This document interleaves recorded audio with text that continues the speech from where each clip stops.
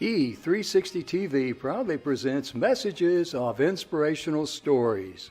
Live streaming now to millions of devices, including Roku, Apple TV, Amazon Fire TV, Android TV, YouTube Live, Facebook Live, with your host, Donna Guinwa, producer and host, Jim Grant, producer and host, along with Michaela Vidal, administrator and host, and Gaia Guinwa Balconi Wada, editor-in-chief.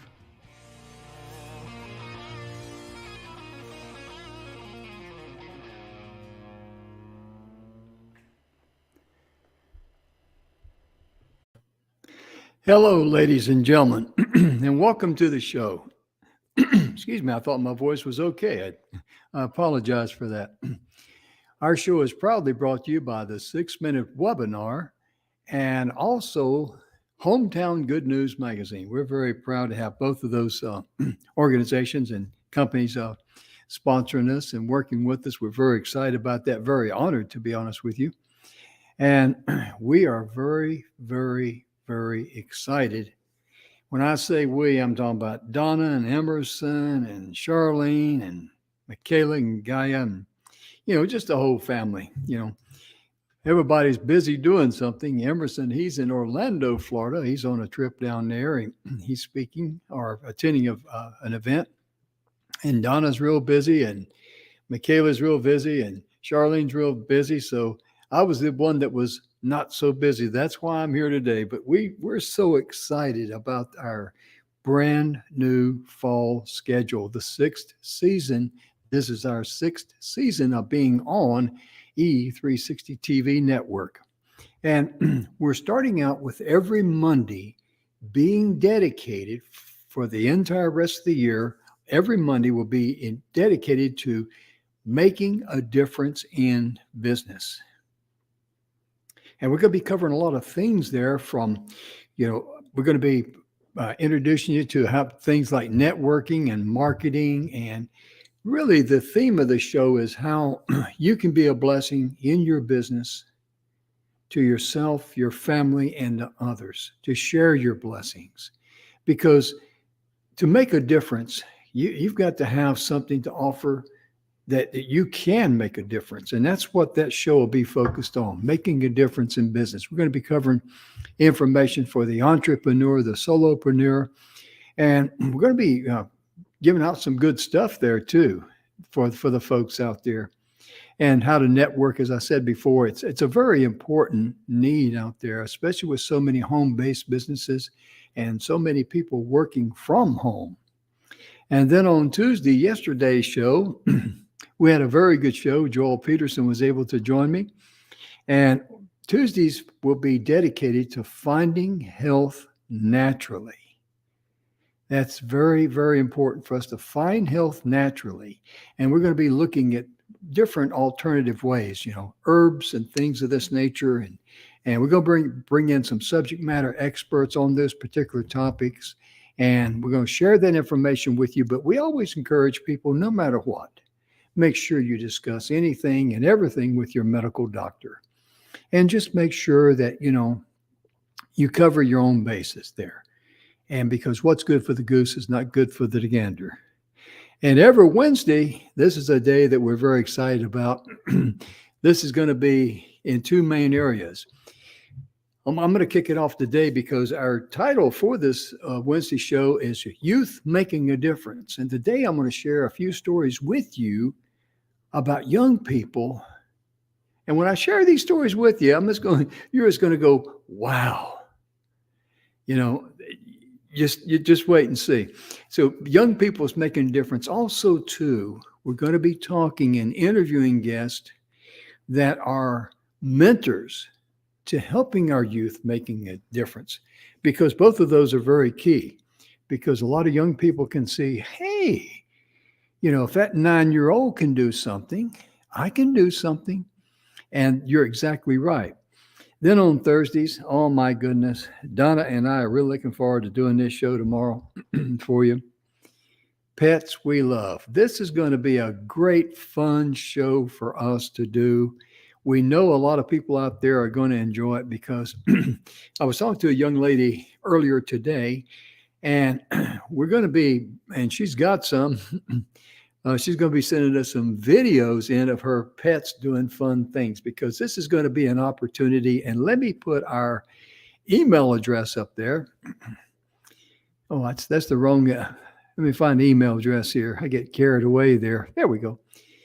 Email us at inspirationd360tv. So if you'd like to have your pet featured on here, send us some information, give us a link to it, let us take a look at the video. We want to make sure it's good quality video. We'd be happy to be able to plug and play because when it comes to pets, we're going to be covering the full gamut of the animal world, the animals that save lives, the animals who put their life on the line for, their human family and for others. And of course, the animals that we just love to watch. And all these stories, we're very excited about that. Then on Friday, we're going to be talking about women in leadership. We're going to be interviewing ladies. We're going to be sharing stories about ladies that that are demonstrated that they're first-class leaders. No question about that. And we're really looking forward to this sixth season. And, it doesn't seem like this is our sixth season already, but yes, we are. We're very excited about it. We're so glad that you're here. And today, on National Today, we got a few things here. One thing I like is National Coloring Day. And this is where you get out the old paper and the crayons and all that and you color. There's just something about hands-on that is so much better than anything digital or online. Because you can use your colored pencils, your markers, and you can, you do anything you want to with it. You can color outside the lines. In fact, I think it's cool to color outside the lines, not only on a coloring book, but also in real life. So today is National Coloring Day. It's a great time to be able to get out and let the kids get their hands into something. Also today is we seem like we have Donut Day every other week or at least once a week or something. I don't know what's going on here. I guess we got some donut holics. But National Cream-Filled Donut Day. I mean, I guess we've all had our special donut that we love. And oh my goodness, I used to love the chocolate frosted eclairs with the Bavarian cream in there. Oh my goodness gracious. I better hush. We may have to cut the show short today. Today is also National Eat a Hoagie Day. And a hoagie sandwich, they call them hoagies. I've heard them called poor boys, submarines, whatever. But I'll tell you right now, a good sandwich like that, especially when you're traveling or something, it really comes in handy. And today is also, they call it the National Food is Medicine Day, but really it's Natural Food is Medicine Day. That's really what they're talking about there because Hippocrates, he actually said, let your food be your medicine. And it's very important for us to learn how to recognize what poor nutrition, the health risk it presents, but also to how we can overcome that and be able to, live a healthy life and be able to enhance our health with good food. And we're talking about youth making a difference. And the first young lady I want to share with you is a young lady, and she is 17 years of age. Her name is Dasa Taylor. I guess that's, Dasa Taylor, D-A-S-I-H. What she did, she found a specific need with sutures. When you go have surgery and the doctor stitch you up, the sutures in there, what she came up with, she had a brilliant idea, and she used beets, the root vegetable beet. And she found that created the beet created the perfect dye for her to use for suture thread. And when it was bright red, that meant that the wound inside was okay. But if that suture started turning purple, that meant that there's an infection coming in. And you think about what a heads up that is to be able to receive a warning like that. If you see you see the threads starting to change color, you know that there is a infection setting in and you can be more proactive. But it really blows me away. And she's a 17-year-old student at Iowa City West High School in Iowa City, Iowa. She began working on the project back in October of 2019 after her chemistry teacher shared information on statewide fairs with the class. As she developed her sutures, she nabbed awards at several regional science fairs.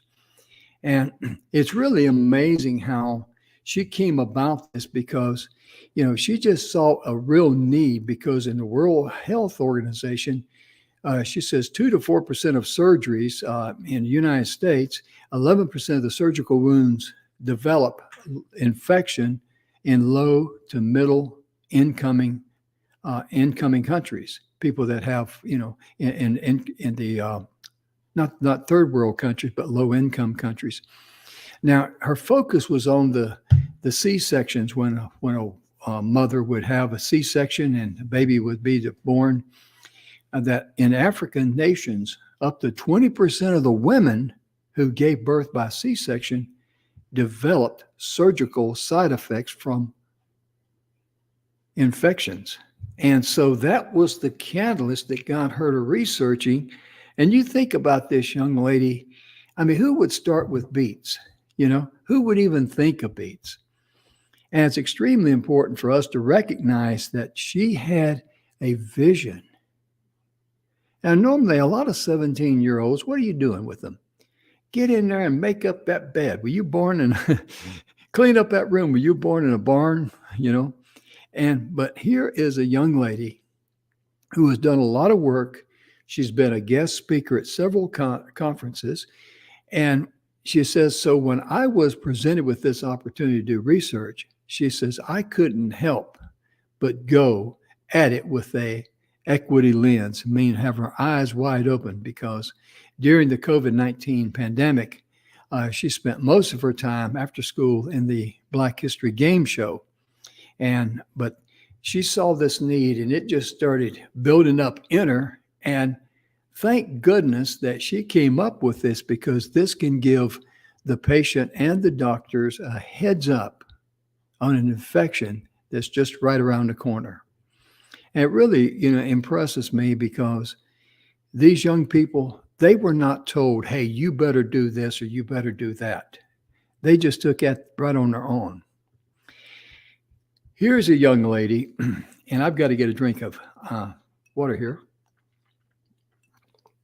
This young lady, she's 12 years old. Her name is Daisy Hampton. When COVID-19 hit New York City and the schools were forced to switch to remote learning, a 12-year-old girl, Daisy Hampton, she noticed that a lot of her classmates weren't showing up to the virtual classes. After learning that many students in the New York City couldn't attend online classes because either they lacked access to the learning tools like computers or tablets or Wi-Fi hotspots, and Daisy wanted to help.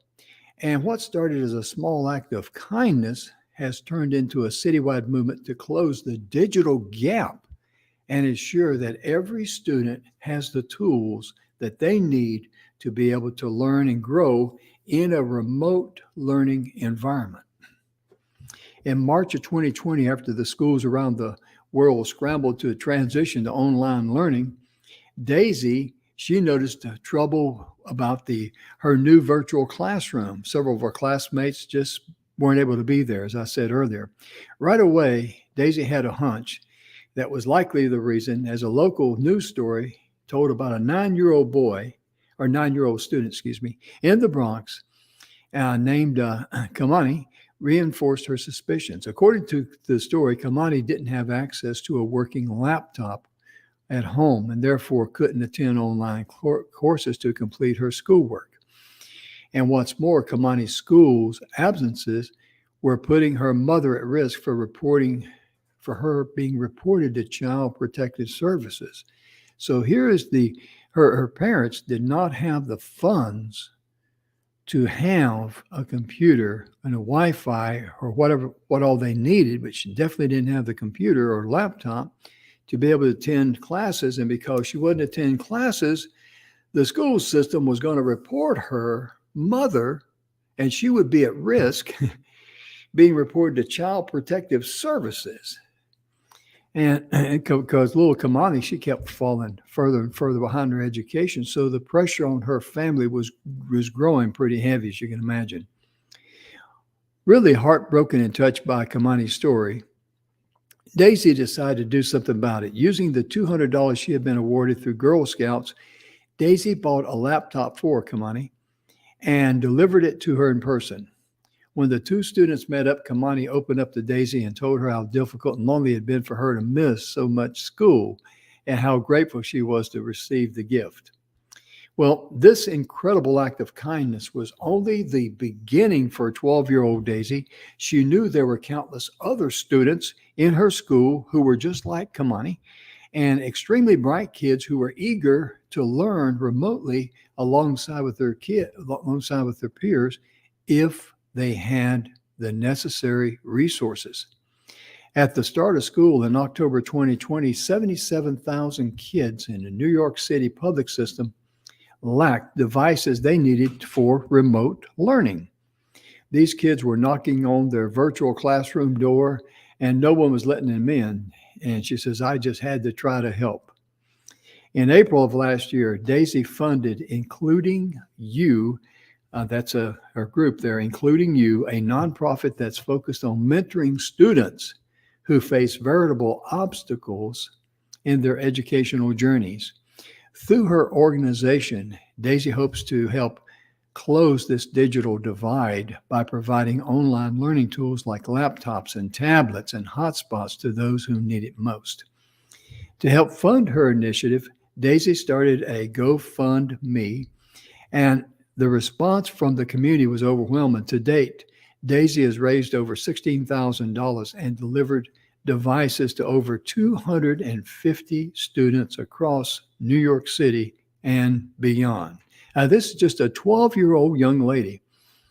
She says, I was touched by the outpouring of support with people I never met giving me $5, $10, and even one instance, $1,000. Recently, Daisy had the opportunity to catch up with some of the students who received these devices through her fundraiser. And one student was a senior in high school who was unable to receive her school-issued laptop because her father couldn't take time off to work to go to the school and sign for it. And every school day for the past year, her father would leave his smartphone at home while he went to work so that she and her younger brother could keep up with their classes. Unfortunately, the programs would often crash on the smartphone. So her grades began to slip and she fell behind in her studies. Since having her own laptop, however, all of that has changed, especially now that her younger brother has received a laptop from Daisy too. And throughout the journey that young Daisy has taken, she has learned a lot. And that's when you really learn a lot in life, is when you give a lot. You're going to learn a lot. And her experience in meeting and getting to know the students from different economic backgrounds, and she says, just opened her eyes and mind to the glaring inequities that exist within the education system. And at the same time, it's shown her that there are plenty of compassionate people out there who want to leverage their privilege to make a positive impact. This is a 12-year-old girl, ladies and gentlemen. I mean, I was thinking about, and we're going to hear about a 9-year-old in a few minutes, but I was thinking about when I was 9 years of age or 12 years of age, I wasn't at this level, but Daisy had a specific calling. She was there and she saw a need and she rose up to the occasion. So you young folks out there, when you see a need, get busy and don't say, well, I can't do anything till I have money. Daisy found a way to raise money. Daisy got other people to buy in on her vision. That's what it takes. That's what never goes out of style. It never grows old. If a good leader realizes that leadership is not about doing what I tell you to do, leadership is about getting people to believe in the same things that you believe in. And that's what Daisy has done. And it's really an amazing story. And Daisy goes on, she says, I see on the news a lot about what divides us, but I think GoFundMe showed me all the good there is in the world. So many people want to help others, and in any way they can. It has made me feel hopeful at a time many might feel hopeless. And that is so true, because when you're giving, you are attracting the positive love and vibration and energy from this universe. When you're taking or not sharing, that's when you slam that door. And she went on to say, reflecting on her initiative, Daisy is very proud of what she's been able to achieve so far. And she acknowledges that there is still a lot more work to be done. And that's one thing that you're entitled to when you work at something from ground zero and you go up. You're entitled to feel good about yourself.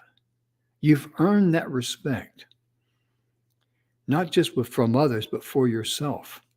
And that's why whenever people are, kind of low on money and they're looking for someone to give them a handout to help them out, that's not the best thing you can do for a person. It really isn't, because you have robbed that individual of their dignity and their ability, no matter where they're at, no matter how doom and gloom it may look, but you have robbed them of having the pride and dignity to be able to work out of that. Because it's like one time I heard a coach who won the Super Bowl. He was being interviewed, and he was asked, what's it like to win the Super Bowl? And he said, well, it's great, but really what makes it so great isn't just winning the Super Bowl. It's overcoming all of the obstacles that we had to overcome, the injuries, the heartbreak moments, all those things that we had to overcome just to get there. That's what makes that so special. And that's what makes this so special for Daisy and other kids like Daisy who do things for others.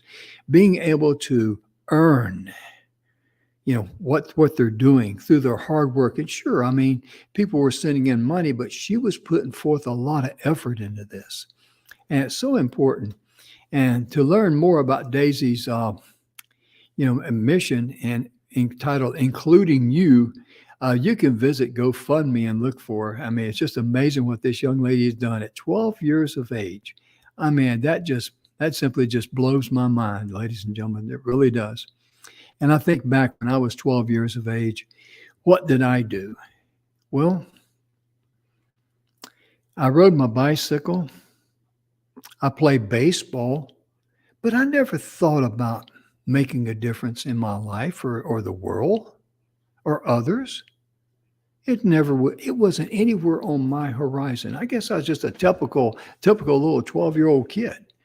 But the point being is that in this day and time, this world needs a lot of daisies, because our daisies today that we need, male and female alike, there's a huge need in this country today for the 12-year-olds and the 9-year-olds. You don't think of 9 and 12-year-old kids step up to the plate, but Daisy did, and she's made a difference. And just a moment, we're going to be talking about a little 9-year-old girl who saw a need, and she answered the call. And it really does, touch my heart, because you hear stories like this, you look at yourself and you think, what did I do? We hear a lot about people saying, well, I want to leave a legacy. I want to do this. I want to do that. And my philosophy is, don't worry about a legacy. Don't worry about having some credentials that someone's going to remember you by. Focus on showing up and just being there for that one person each day. Because when these young kids started out, doing what they're doing, and the other stories I'm going to share with you very shortly, they didn't start out to leave a legacy. They didn't start out to change the world.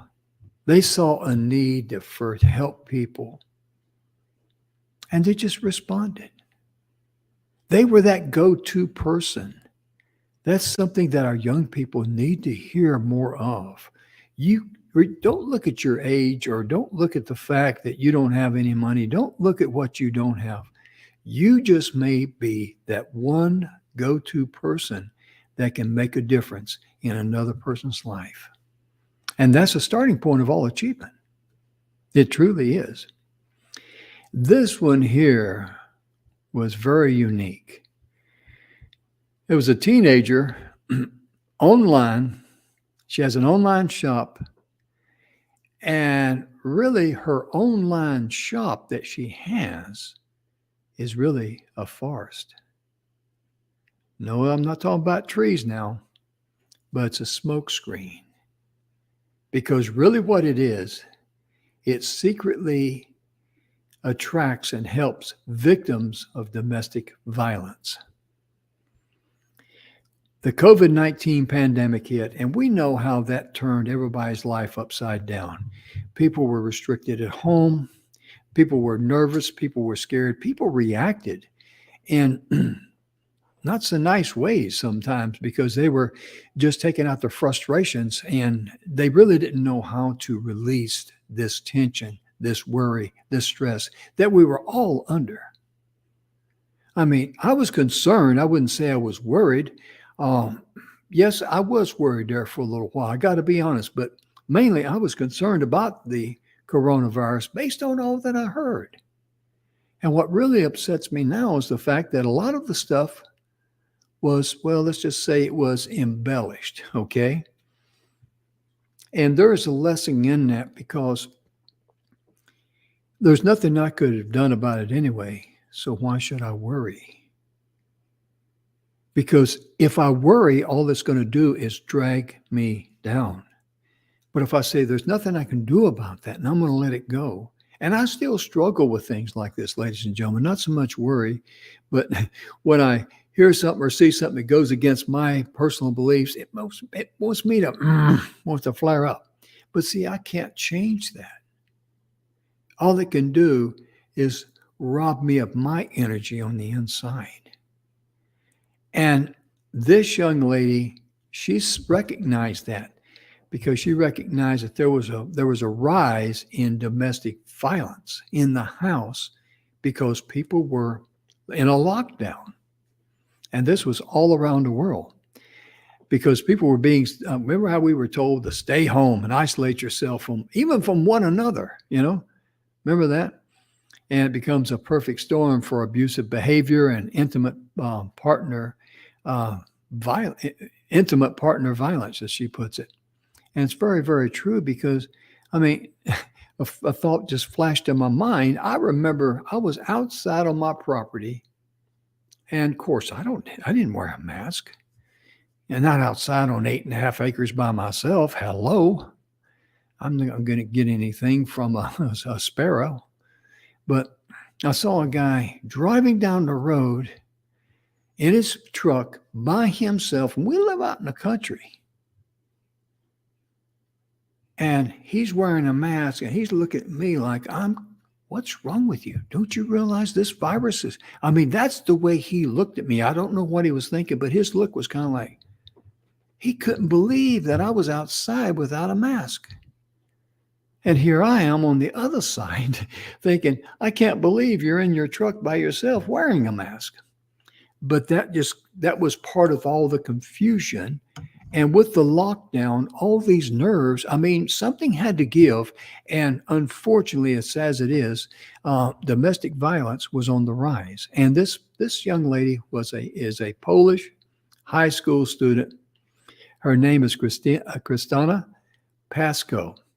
And she decided she was going to do something to help those in danger. She launched a fake online shop as a way to discreetly communicate with those who were trapped with the abuser in their homes.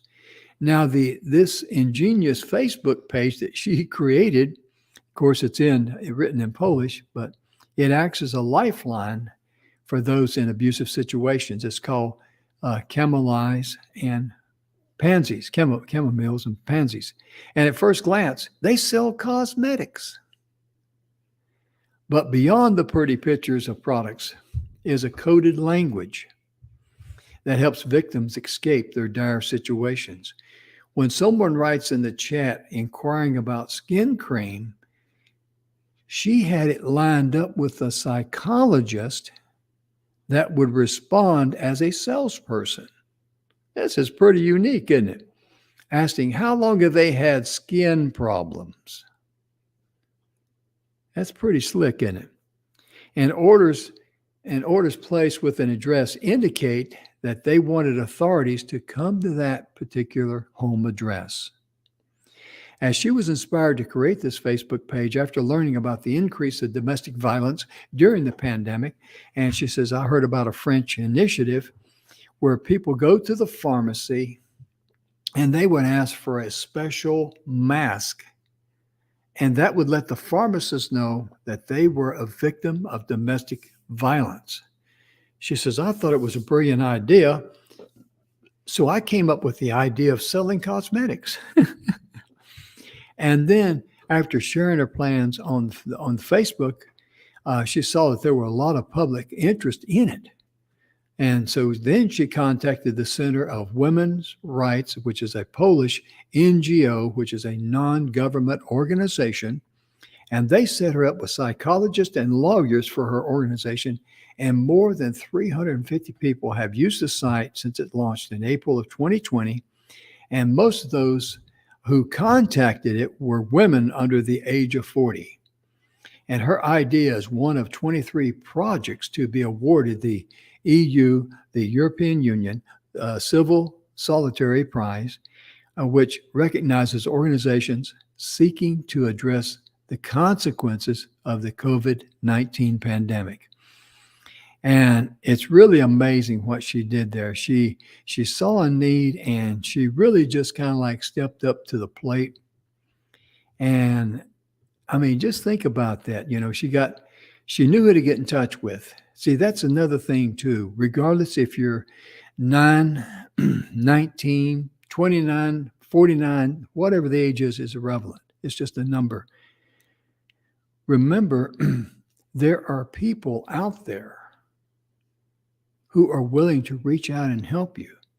She knew if she went to the right organization, says, hey, this is what I've got. This is what I'm trying to do. And they got her lined up with, counselors and lawyers to be able to accomplish this mission. And that's extremely important, ladies and gentlemen. It really is. So here again, how much money did that cost her?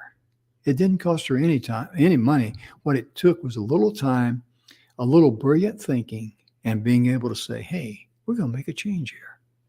I'm going to make a difference. And think about all the women, over 350 of them, who lived in abusive situations, who had no way of escape. And if the abuser was seeing her online, looking at a cosmetic Facebook page, what would they think? Yeah, she's just looking at cosmetics, not realizing that there was help in the private chat. That you got to tip your hat to that, because that's very, very amazing. It really, truly is. Now I'm going to talk to you about a 9-year-old girl.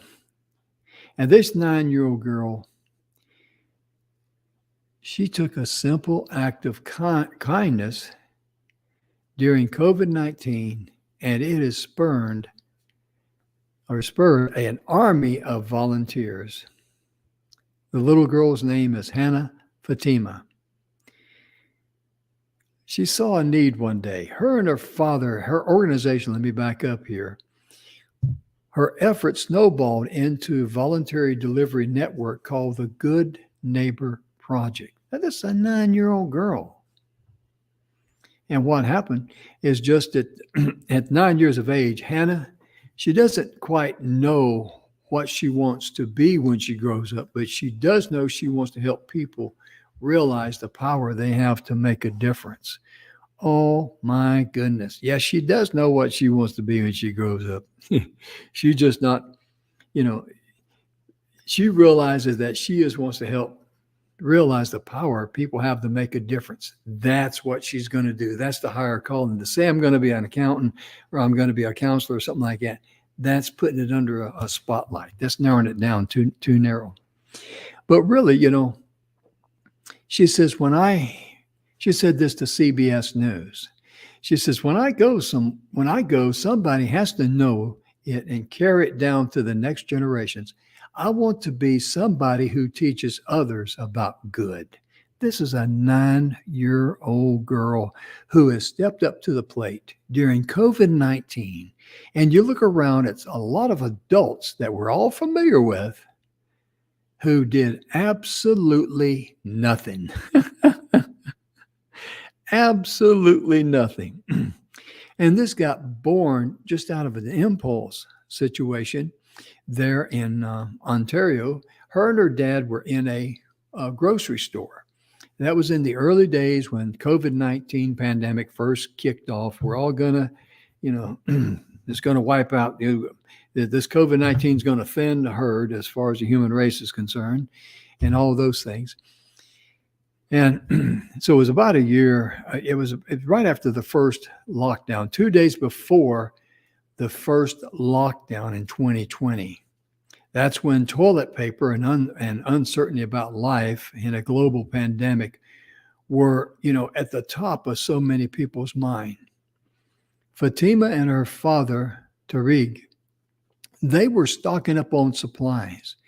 They had to wait outside of a grocery store for about an hour, standing in line. And once they get inside, their total goal is that they're going to just buy what they need, get it, just get paid for it. Let's get out of here as fast as we can, and let's get home safely. We need this stuff. We're out here exposed to all this COVID-19, this pandemic, this stuff. It's bad and, going to kill half the people on planet Earth or whatever. We just need to get this and get back home and be safe. And it was really panic shopping. That's what we all did, because back in those early days, sound like a long time ago, but back in 2020, whenever we went to the grocery store, what is the first thing we probably went for or headed to? The toilet paper aisle, right? Because it was just, I don't know how that got started, but some Einstein says, hey, we better not run out of toilet paper. But anyway, her and her father, that was the scenario. They're going in there, they're going to get their supplies, going to get it as fast as they can, and then they're going to try to get out of there and get home and be safe. That was the mindset of everybody in the early days of COVID-19, especially during the first lockdown. People just wanted to, make sure, they hope and prayed they didn't get that deadly, evil, wicked disease. And they were panic shopping, as her father recalled. He says, naturally, I was focused on me and trying to get my list as quickly as possible. He remembers people having some difficulty, but he wasn't paying any attention to it. He was focused on, I need this and I need to get my goods out of there. We need to get home and we need to get back to safety. He said, it made me think of my grandparents. And Fatima talked about, it remembered her. She saw an older lady and it reminded her of her grandparents. And she pointed to the woman out to her father, and the two offered to carry her purchases to the car. She was an elderly lady, and, she had these bags, and they offered, even in the middle of a pandemic where you got to practice social distancing, you better be careful. Don't let if anybody sneezes if you're in an aisle and someone sneezes, you're going to run out of there. But they volunteered to carry this elderly lady's groceries to her car. It was just a simple gesture of kindness. But the woman's reaction really stayed with little Fatima. It made her feel really, really good on the inside and very, very happy. Back home, Fatima and her father shared their number with a few elderly neighbors, and the idea that was if they needed help, they would provide them with a list of items that Fatima and her dad would purchase so that those that's most at risk didn't have to be exposed to the virus in crowded stores. That's how this started getting going.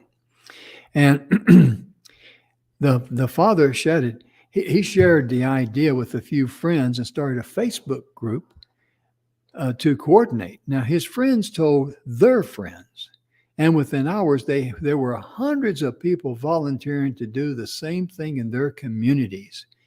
Because little Fatima, this 9-year-old girl's, her suggestion, her good gesture, I should say, it wasn't a suggestion, it was a gesture in the store. It just literally snowballed from there. It just caught on like, wow, yeah, we could do that. And it turned into an army of volunteers. And the core members they're known as the Good Neighbor Project. They decided to call it the Good Neighbor Project, and that was a perfect name with it. Now listen to this. More than a year into the pandemic, the group had grown and has over 6,000 volunteers from a host of diverse backgrounds, speaking more than 30 languages and with chapters in Toronto and London and Ottawa, Canada. This little 9-year-old girl inspired that. Think about that.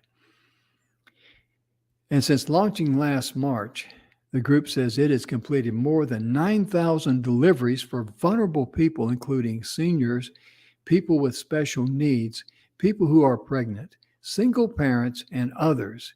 But according to the father, the group isn't a charity or nonprofit. It's just a network of good-hearted Canadians who came together to help the community during unprecedented times. And it shows that people have that wanting in their heart to go and do something. And that's what Fatima created there with the outpour of volunteers. And one gentleman, Ahmed El Rafia, he's 73. He is one of the seniors that Fatima has helped. With 2 stents in his heart, he knew going to the store because he'd run out of something like sugar or coffee. It wasn't a good idea for him during those days. And he said, it's not a joke. So when Fatima and her father offered up their number, he was touched by their kindness. They are wonderful. This young lady is a blessing in our neighborhood, he said. We always appreciate what she does. At a time of darkness, little Fatima became a bright light for people in need. Think about that. That's amazing, isn't it? At a time when we hear about all the mean things going on, there are still so many good people out there who are waiting. And might take a kid to get it in gear and get them going. I mean, a 9-year-old girl? We spoke earlier about a 12-year-old girl? My goodness gracious. I mean, they don't have to be a college graduate or anything, but our next young lady she was in college, and this kind of surprised me when I first read about this story and heard about this story. But before we get into that, I just want to say one final thing about little Fatima, that she worked so hard to share the lesson with as many people as she can about how important it is to reach out and help others. She wants to be able to teach that to people. She said, when I saw the elderly person, I thought that was my opportunity to go and help somebody. Because whenever you get a chance to help, and this is her quote now, this is her talking, she says, because whenever you get a chance to be helpful and kind, just go and do it without even thinking about it. Everybody should do that. You see an opportunity, you see somebody that needs help, just go and just do it.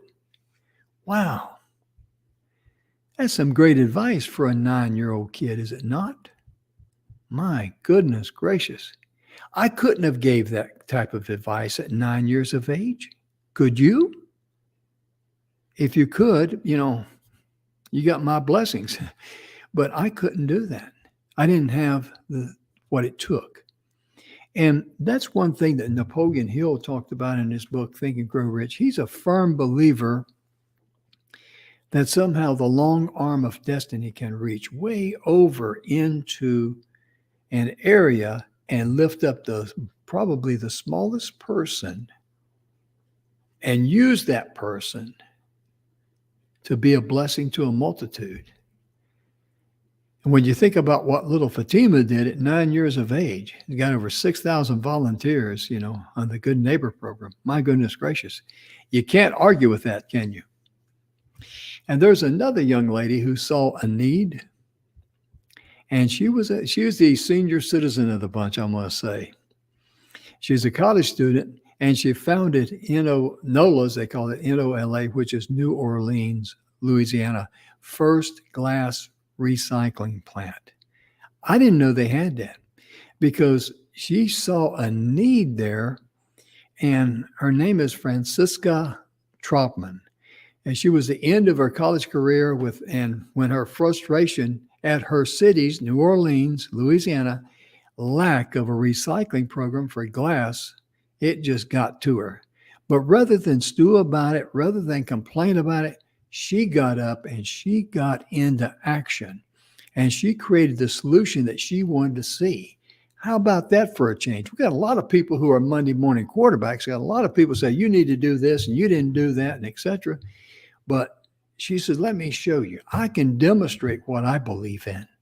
I know what I can do. And she got it up and she got it in gear. And guess what? She got it done. And because with the help of her, being set out to change her city, I should say, and with the help of her friends, with her company, she calls it Glass Half Full.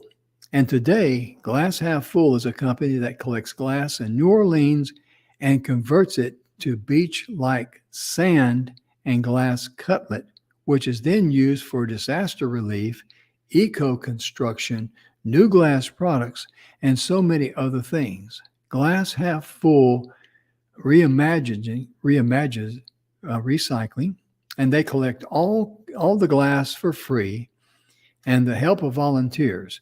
And Francisca and Glass Half Full are making the world a better place, one glass collection at a time. And you can visit Glass Half Full. Her Instagram is glasshalffull.NOLA. NOLA again is for New Orleans, the initials, and then LA is for Louisiana. And it's really amazing. And that's what it takes sometimes in life whenever people see a need. I mean, when it comes to Francisca here, she saw a need. It just started bothering her. She could have complained and let it go. But she says, no, I'm just going to do something about it. I'm sick and tired of this. And most people will complain and do nothing. That doesn't do anybody any good. She has got to the point where she says, I'm sick and tired of it. I'm going to change it, and I'm going to get it going, and I'm going to do it now. And because she and a couple of her friends saw how big that problem was in New Orleans, and she was shocked to find out they didn't even have a recycling center for glass. So that's what was the catalyst. And now she is an inspiration for other young people. Think about these young girls like that, college girls, that are able to go out and say, I'm going to make the world a better place. In her particular thing, one glass at a time. And that's very important because many times we look at things in life, we want to do things on a grandiose scale. We want to do the big things. We want to set up a big nonprofit, or we want to do this, or we want to do that. All we got to do is just get busy. And there's charities that we donate to. In fact, I need to mention one of our charities that we support here at the TV show. I haven't done that in the last couple of days. I kind of apologize. But our charity, of course, and they're working on the website, is Healing Acres Never Again, which falls right in step with that young lady who created that beautiful coded message, Facebook page on cosmetics. But Healing Acres Never Again, they're working on the website there. They're getting it upgraded. But And that's a place for men and women both. It's a safe haven where they can go. And they can go there physically or they can go there online. But the most important thing, they can get help there from someone that has been there. And Healing Acres Never Again resulted from Charlene Fouts as the one that founded it. She's one of our, she's part of our host and support here at the TV station. We're very fond of her. But when I first heard her story, I was blown away. And what blew me away was that she shared her story, and I've seen other ladies share their stories, very similar stories. The lady I spoke to today, she was, her first husband tried to kill her. But when you look at her and you look at Charlene, these ladies have a light in their eyes. They got a smile on their face. These horrible men who did horrible things to them, like in Charlene's case, she was physically abused, and I know that the other lady was too. No matter what, they could not squelch the love of life that they had in them, their inner spirit, their candle, if I may put it like that. Because all that darkness could not squelch the light that comes through and flows out their eyes. And you see their eyes sparkle. We've all seen people that are, have done a lot of mean things or evil things, and you look at their eyes and their eyes look dark and their eyes look lifeless. And you don't want to have anything to do with that person, even though you just see them on the TV screen. But immediately you don't want to have anything to do with those people. But when you see people that's got a light in their eyes and a smile on their face, and you could see that their candle is just, flowing up from inside the spirit of their body.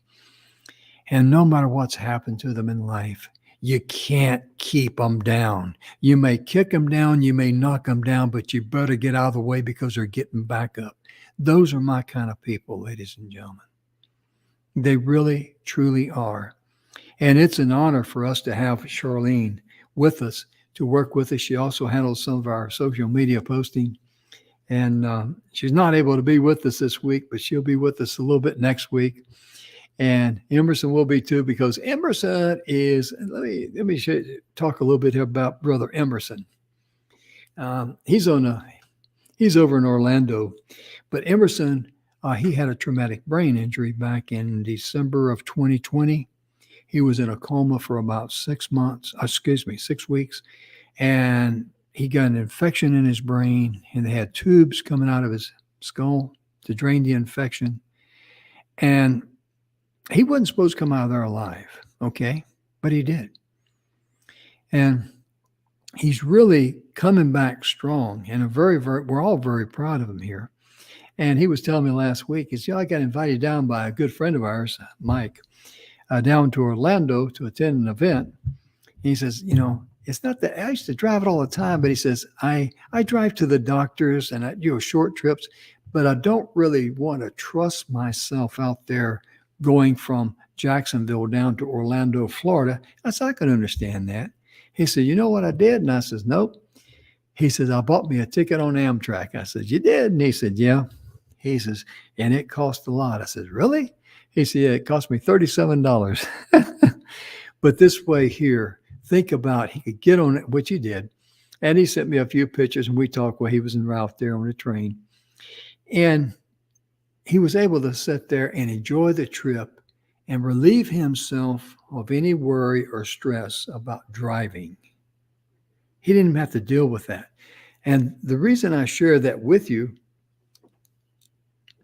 whatever is going on in our life that we cannot change, let it go. Find a way to let it go. Put it out of your life, because if it's not serving you, it's draining your energy. My goodness gracious, we're already out of time. Ladies and gentlemen, thank you so much for tuning in. I hope you enjoyed the show. Now, tomorrow, we're going to be talking about pets that we love. Me and Donna will be here, and this is going to be a fun time for us all, because every single day we got a different topic, and We got Making a Difference in Business on Monday, Finding Health Naturally on Tuesday. Today, of course, Youth Making a Difference. And Thursday's Pets We Love. And Friday, of course, Women in Leadership. Ladies and gentlemen, we'll be back tomorrow, same time, same place, same station, as we like to say. Listen, bless you and inspire those young kids out there. Let them know they can be anything they want to be. We'll see you later. Bye-bye.